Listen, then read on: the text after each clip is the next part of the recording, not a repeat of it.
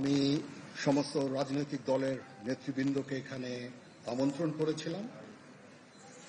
ওনারা এখানে এসেছেন। আমরা একটা সুন্দর আলোচনা করেছি। সেখানে আমরা সিদ্ধান্ত নিয়েছি যে একটা ইন্টারিম গভর্নমেন্ট আমরা ফর্ম করব এবং ইন্টারিম গভর্নমেন্টের মাধ্যমে এদেশের সমস্ত কার্যকলাপ চলবে। আমরা এখন মহামান্য রাষ্ট্রপতির কাছে যাব যে এই ইন্টারিম গভর্নমেন্ট ফর্মের ব্যাপারে ওনার সাথে আলাপ আলোচনা করে আমরা একটা ইন্টারিম গভর্নমেন্ট ফর্ম করে দেশ পরিচালনা করব। আমি আপনাদের কথা দিচ্ছি, সমস্ত হত্যা, সমস্ত অন্যায়ের বিচার আমরা করব। আপনারা সেনাবাহিনীর প্রতি আস্থা রাখেন, সশস্ত্র বাহিনীর প্রতি আস্থা রাখেন। আমি সমস্ত দায়িত্ব নিচ্ছি। আপনাদের জানমাল এবং আপনাদেরকে আমি কথা দিচ্ছি যে আপনারা আশাহত হবেন না। ইনশাআল্লাহ আপনাদের যত দাবি আছে সেই দাবিগুলো আমরা পূরণ করব এবং দেশে একটা শান্তি শৃঙ্খলা ফিরিয়ে নিয়ে আসব। আপনারা আমার সাথে সহযোগিতা করেন।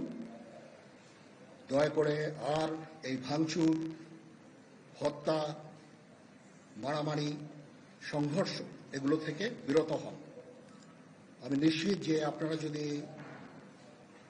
আমার কথা মতো চলেন, আমাদের সাথে যদি একসাথে যদি কাজ করি আমরা, নিঃসন্দেহে আমরা একটা সুন্দর পরিণতির দিকে আমরা অগ্রসর হতে পারি।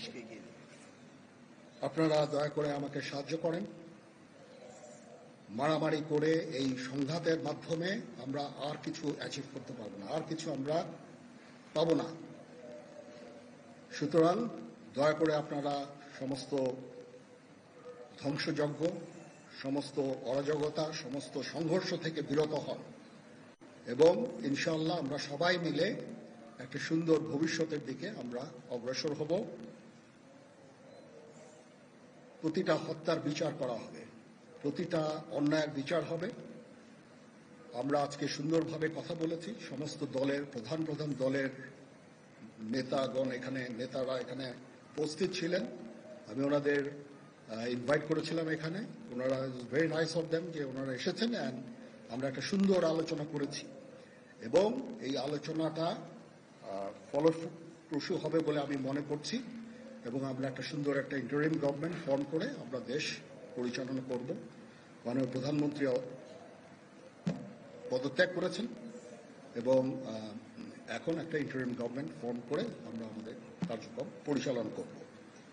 আপনারা একটু ধৈর্য ধরেন, আমাদের কিছু সময় দেন। ইনশাআল্লাহ আমরা সবাই মিলে সমস্ত সমস্যার সমাধান করতে সক্ষম হব। আপনারা আর এই সংঘাতের পথে যাবেন না এবং শান্তি শৃঙ্খলার পথে ফেরত চলে আসেন। আমাদের দেশের অনেক ক্ষতি হচ্ছে, অর্থ সম্পদের ক্ষতি হচ্ছে, জানের লোকজন মারা যাচ্ছে। তো এগুলো থেকে আপনারা বিরত হন এবং আমাদের সাহায্য করেন। আমি সমস্ত দায়িত্ব নিচ্ছি, আপনারা আমাকে সাহায্য করেন। সবাইকে ধন্যবাদ। আল্লাহ হাফেজ।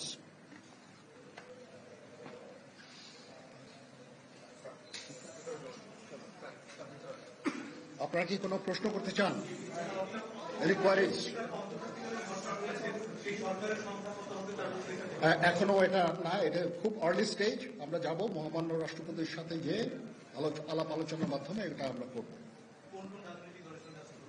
আজকে এখানে জামাতের আমির ছিলেন, আমাদের বিএনপির শীর্ষস্থানীয় নেতৃবৃন্দ এখানে ছিলেন, জাতীয় পার্টির নেতৃস্থানীয় নেতৃবৃন্দ এখানে ছিলেন এবং সুশীল সমাজ এবং এখানে ডক্টর আসিফ নজরুল উনি নিজেও ছিলেন এখানে এবং উনি আমার সামনেই উনি সমস্ত ছাত্রদেরকে একটা সুন্দর বার্তাও দিয়েছেন এবং আমি আশা করি যে ছাত্ররা সেই বার্তা শুনে ওরা কথা ওনাকে সবাই শ্রদ্ধা করে, ছাত্ররা শ্রদ্ধা করে, ওরা এই বার্তা শুনে তারা এই পরিস্থিতি নিয়ন্ত্রণে নিয়ে চলে আসবে এবং আমরা একটা সুন্দর একটা পরিস্থিতির দিকে আমরা এগিয়ে যাব ইনশাআল্লাহ। এখানে আওয়ামী লীগের কেউ ছিল না, আওয়ামী লীগের কেউ ছিল না। হ্যাঁ, আজকে বিকজ আমাদের এই সময় নাই। এটা একটা বিশেষ একটা পরিস্থিতি। আমরা আজকে যে এই পরিস্থিতি এটা একটা আমরা একটা নিয়ন্ত্রণ নিয়ে আসবো। সেনাবাহিনী শান্তি শৃঙ্খলা বজায় রাখার কাজ চালিয়ে যাবে এবং আপনাদের সবার দায়িত্ব, ছাত্রদের দায়িত্ব, রাজনৈতিক নেতৃবৃন্দ এবং রাজনৈতিক কর্মীদের দায়িত্ব হচ্ছে সেনাবাহিনীকে সাহায্য করা এবং আপনারা মিডিয়ার মাধ্যমে আমাদেরকে এই যে একটু আমাদের সাহায্য করেন, সুতরাং আমরা তাহলে এই পরিস্থিতির নিয়ন্ত্রণ সহজেই নিয়ে আসতে পারব। না, যদি জিনিসটা শান্ত হয়ে যায় তাহলে আর কারফিউর কোনো প্রয়োজন নাই, কোনো জরুরি অবস্থার প্রয়োজন নাই, কোনো কারফিউর প্রয়োজন নাই, কোনো গোলাগুলির প্রয়োজন নাই। আমি আদেশ দিয়ে দিয়েছি সেনাবাহিনী কোনো গোলাগুলি করবে না, পুলিশ কোনো গোলাগুলি করবে না। আমি আশা করছি যে আমার এই বক্তব্যের পরে পরিস্থিতি উন্নতি হবে, আমরা একটা সুন্দর পরিবেশের দিকে যাচ্ছি।